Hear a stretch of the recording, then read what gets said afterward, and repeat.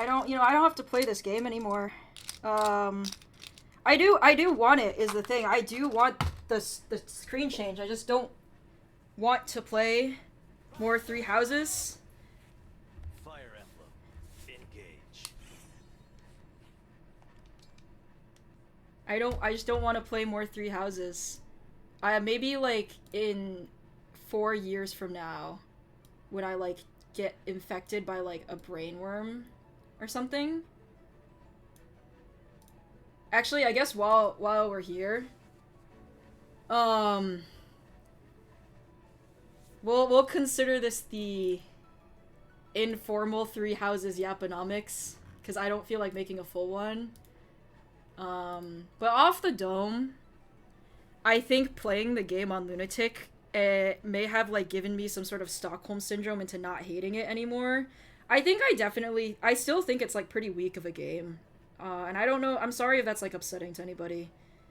I think I don't really care too much for the plot. I think it's, like, it's too much to keep track of. I know that, like, the only, like, good ending is if you play the Warriors game, and I'm not fucking playing the Warriors game. My frustration with Three Houses, especially, like, having played it in between playing Conquest and in between playing Engage, is that it's numerically challenging more than it is strategically challenging. But I also think because you're given so many tools, like, gambits are really fucking rad. Combat arts are super rad. Like, because you're given these things, like, I'm allowed to fuck up a million times, and I can, like, kind of kusoge my way out of it because I'm, like, given the tools to, like, fix my mistakes.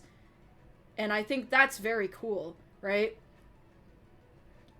It's just, like, frustrating because when I think about approaching these maps, it's a lot more trial and error than it is more of, like, me, like, thinking my way through it. In a sense, the way I like to think of it is like lockpicking, where when you're presented with, like, a map, that's, like, presenting you, like, a strategic challenge, and you're meant to, like, kind of figure out how to dismantle it, as opposed to, like, I swing with 80% crit on Byleth, right?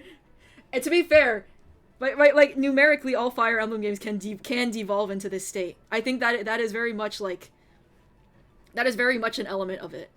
And so it gets to a point where a lot of the challenge does become, like, self-imposed restrictions. But at the end of the day, I fucking made it through, and I guess I can't really complain too much about that. That being said, I guess I got my money's worth, because I like to think of value in video games as in, like, for every dollar I spend on a game, I want to, like, spend at least that many hours playing it. I got, like, 3 times the value. I pre-ordered this game back in 2018, and I got 180 hours of gameplay out of it. Granted, it took me 7 years to get all of that value, but, you know, I guess it worked out. I don't know. I think the one single thing they could have done that would have bumped it up, at worst I would put it as like a 5.5 out of 10. I think, like, the character portraits and, like, some of the CGs, like, look really nice. I think the music is fantastic. I think the presentation, like the 3D models aren't that great. The 3D models are, like, kind of very, like, pretty rough around the edges. The maps themselves, like, kind of, like, look ugly, just ignoring the fact that I don't like the way they're designed. I think they're just, like, kind of ugly and they're, like, muddy to look at. The soundtrack is fantastic. I don't want to talk about gameplay because then we'll be here for 45 minutes, and it's just going to be me repeating the same thing every 3 seconds because I talk in circles. At worst, I would not go lower than, like, maybe, like, a 5.5 or a 6 out of 10, but at best, I cannot, like, go higher than, like, a 7.2. The point 2 is arbitrary. I just don't want to give it, like... No, wait, what did I rate? At best, at best, it's a 7.4. No, it's a 7.5 because I rated Persona 5 a 7.4, and I think this game was more fun than Persona 5, because at the very least, it wasn't sexually assaulting minors, like, every 30 minutes of gameplay. And Persona 5 loved to do that shit. That was annoying. That was so horrific.